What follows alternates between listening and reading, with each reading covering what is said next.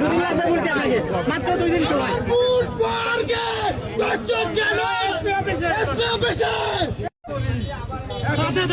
AC গাড়িতে না হলে তাকে রশিদা গাড়িতে আগামী 24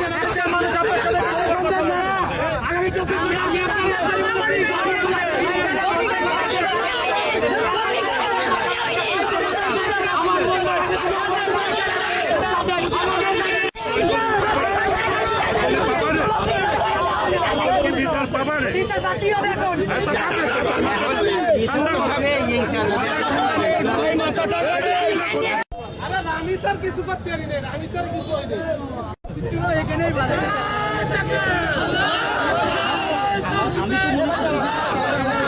ধন্যবাদ দিবেন ধন্যবাদ আমরা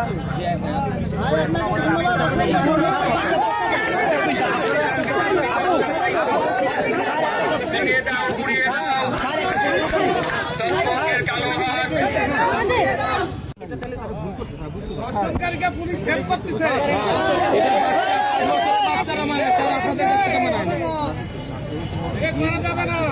স্যার লাস্ট একটা কথা বলি স্যার সবাই আপনাদের কি খারাপ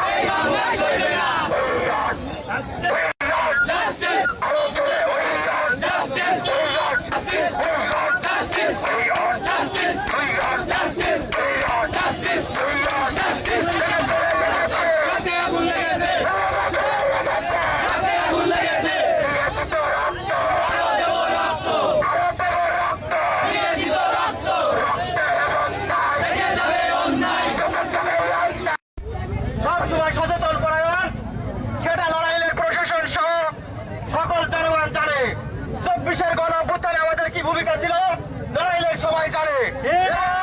আমরা সেই আন্দোলন মানতে বাধ্য করেছি। প্রিয় নড়াইলবাসী, উপস্থিত সাংবাদিক ভাইরা, আপনাদের মাধ্যমে বর্তমান স্বরাষ্ট্রমন্ত্রীকে একটা কথা বলতে চাই, আপনি আপনার ডিপার্টমেন্টে কাজ করুন, আপনি সকল মন্ত্রণালয়ের দায়িত্ব একা চালান না। আপনার কারণে আজকে সব জায়গায় ধর্ষণ হচ্ছে। আপনি যদি আপনার প্রশাসন শক্তভাবে হ্যান্ডেল করতেন, আজকে আমার এই বোন মারত না, আমাদেরকে এই চঞ্চলের সৃষ্টি করতে হতো না। প্রিয় পুলিশ সুপার ভাইয়ের দৃষ্টি আকর্ষণ করে একটা কথা বলতে চাই, আপনার প্রতি আমরা সম্মান প্রদর্শন করছি, রাতভরে আপনি পরিশ্রম করছেন, তার জন্য ধন্যবাদ জানাই। কিন্তু আমরা এই ধন্যবাদ পর্যন্ত ওই প্রতিবারই সীমাবদ্ধ থাকি। আজ আসিয়ার বিচার হয়েছে, আমরা এই জন্য হতাশ, এর বিচার আমাদের নিশ্চিত করতে হবে। আমি প্রশাসনের দৃষ্টি আকর্ষণ করে বলছি, আপনারা ধর্ষণকারীকে আমাদের জনসম্মুখে ছেড়ে দেন। আমরা একজন আসামি হব না, আমরা আসামি হব পুরো নড়াইল জেলার মানুষ। তারপরে শোনেন ভাইরা আমার, অ্যাম্বুলেন্স আছে, পরীক্ষার্থীরা আছে, রোড ঘাট জঞ্জাট করে আমার জেলার কোনো ক্ষতি আমরা করব না। কিন্তু ধর্ষণকারীর বিচার নিশ্চিত করে আমরা এখান থেকে সরবো। এই জন্য গাড়ি যাওয়ার পরীক্ষার্থীরা আছে, একটু সাইডে আমরা দাঁড়ালে আমার মনে হয় ভালো হয়। সাংবাদিক ভাইরা, আপনারা সাহায্য করবেন যাতে আমরা সঠিক বিচার পাই, এই বলে আমি বলতে হয়। পুলিশ প্রোটেকশন দিয়ে তাকে এসি গাড়িতে কেন এসপি অফিসে আনা হলো না? সে কি এই জেলার ভিআইপি কোনো পার্সন নাকি দর্শনকারী? পুলিশ কেন তাকে কড়া নিরাপত্তায় এসি গাড়িতে আনলো এরা জানতে চাই। তাহলে এটা কি কোনো বাইরের দেশের কোনো মদক পিস্টেলা হলো কিনা এরা জনতা জানতে চায়। এখন আমাদের মাঝে কথা বলবেন সেই সাহসী কণ্ঠস্বর আমাদের রিমি আপু। আসসালামু আজকে আমরা সকাল 10টার সময় আমাদের যে নতুন বাস টার্মিনাল আছে এখানে আমরা একটা শান্তিপূর্ণ মানববন্ধন করছিলাম। ঠিক সেই মুহূর্তে 20 মিনিটের মাথায় এই ধর্ষকের গাড়ি আমাদের টার্মিনাল যখনই আসে তখন ডিবি নড়াইল পুলিশ আমাদের উপরে লাঠি নিয়ে চলে আসে। লাঠি নিয়ে এসে ধর্ষকের গাড়ি বাঁচাই দেওয়ার জন্য আমাদের উপরে লাঠি চার্জ করে করতে পারে। কেন আমাদের উপরে লাঠি নিয়ে আসলো? আমাদেরকে যদি বলতো যে আপনারা আমাদেরকে হেল্প করেন, আমাদেরকে সাহায্য করেন, আমরা তো সাহায্যই করতেছিলাম নড়াইলবাসী, তাহলে কেন লাঠিটা এনে এই ধর্ষককে সেভ করার জন্য আমাদের উপরে লাঠি চার্জ করা হলো? আমরা তো এই ধর্ষকের বিচারটাই চেয়েছিলাম, পুলিশের কাজ করতেছিল, তাহলে কেন লাঠিটা ব্যবহার করা হলো এখানে? আমার পা গাড়ির নিচে পড়ে যেতে গেছে কেন? আজকে আমাদের অপরাধটা কোথায়? ধর্ষকের থেকে কি আজকে আমরা বড় অপরাধী? আমাদের উপরে লাঠি নিয়ে আসা হয়েছে। এখন বলতেছে আপনারা এখানে অবস্থান করবেন না। আমরা তো এখানে আজকে আসতে চাই নাই, এই থানায় তো আমরা আজকে আসতে চাই নাই।